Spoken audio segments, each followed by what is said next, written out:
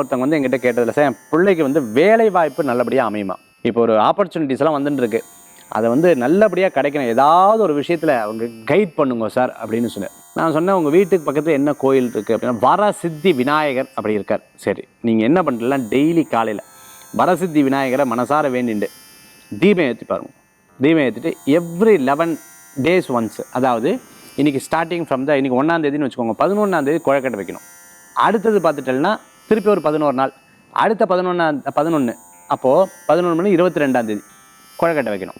திருப்பி அடுத்த 11, இப்படி 6 டைம்ஸ் நீங்கள் வர மாதிரி பண்ணிக்கோங்க அப்படின்னு சொன்னேன். ஓ சூப்பர் சார், கண்டிப்பாக நான் கடைபிடிக்கிறேன்னு சொல்லிட்டு தொடர்ந்து கடைபிடிச்சாங்க. அவங்க வேலை வாய்ப்பு நிறைய ஆப்பர்ச்சுனிட்டி ஏற்கனவே வந்தது, அதில் பெஸ்ட் ஆப்பர்ச்சுனிட்டி தேர்ந்தெடுத்தாங்க. அவர்கள் வெளிநாடு போனாங்க, நல்ல டாப் மோஸ்ட் நல்ல ஒரு பொசிஷனில் அவங்க இருந்தாங்க. ரொம்ப சந்தோஷப்பட்டாங்க. சார் என் பையன் வந்து ரொம்ப நல்ல இதாக எடுத்து உங்கள்கிட்ட கேட்காம இன்னொரு பண்ணினேன், என்ன அவளுக்கு வந்து கல்யாணத்துக்கு வந்து ஏற்பாடு பண்ணணும்னு சொல்லிட்டு பிள்ளையார அதே மாதிரி வேண்டி திருப்பி 11 நாள் திருப்பி ஆரம்பித்தேன் சார். அதுவும் நல்லபடியாக முடிஞ்சுடுச்சு சார்.